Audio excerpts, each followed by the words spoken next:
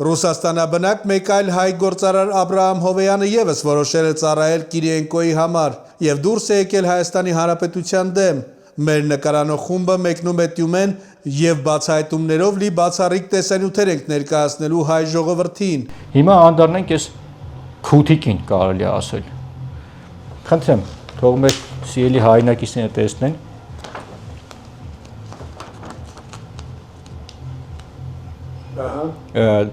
Ձեռքի ժամացույցը մոտավորապես արժի մի 50-60 հազար դոլար պարոն Հովեյանի։ Սա ուրեմն սիրելի հայրենակիցներ արդեն ընտրվել է Հայաստանի Հանրապետությունում կուսակցության ղեկավարը դարձել ինչ-որ օնլայն կերպով, դե մի հոգի էլ կար, չէ, Արտուր Թրաց Մոսկվային, որ օնլայն կուսակցության ղեկավար էր դառնում, այն որ կնիկը մեզ զանգում, տկլոր նկարներ էր ուղարկում։ Զանգին կասին կարա գրա կանգատ տիություն արա։ Պատկերացնեք ինչ է կատարվում, ով են սրանք։ Ուրեմն Աբրահամ Հովեյան, այս երևույթը Արտուր քաղաքական հայտ է ներկայացրել ու փորձելու է Կիրիենկոյի համար որոշակի աշխատանք իրականացնի Հայաստանի Հանրապետությունում։ Սա արդեն դուրս է եկել պետության դեմ եւ մոտ օրերս մենք արդեն զրուցել ենք մեր աղբյուրի հետ Մոսկվայում եւ սպասում ենք նոր այսպես բացահայտումների, մենք արդեն սկսել ենք աշխատանքը եւ նաեւ մեր նկարահանող խումբը, որը որ Սերժիկ Սարգսյանի տունը բացահայտեց, Աբրահամ Հովեյան այս պայն մեկնում է Տյումեն։ Տյումենում մեզ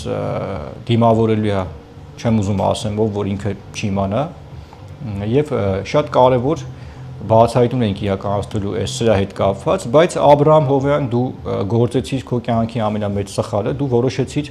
դառնաս Ռուսաստանի Դաշնությունում նրանց հատուկ ծառայությունների, այդպես որը որ ղեկավարում է Հայաստանի հետ կապված Սերգեյ Կիրիենկոն, որոշեցիր դառնաս գործիք նրանց ձեռքում, ընդ որում բուտ գործիք, բայց այդ բուտ գործիքը մենք քաղաքական տեսանկյունից կտեղադրենք քո համապատասխան չեմ ասում որտեղ է։ Մոտորերս դու ականատես կլինես եւ ես ցավակցում եմ նաեւ այն մարդկանց, ովքեր որ զանգարել էին սրա հետ կապված եւ մենք այսօր աշխատանքներ ենք իրականացնում եւ եթե քաղաքական հայտ եք ներկայացեք կուսակցության ղեկավար եք դառել, սպասում ենք ձեզ բոլորիդ Երևանում։ Մարտունի կարա զգաս, կգանք Մարտունի քո հետ խոսանք, արա։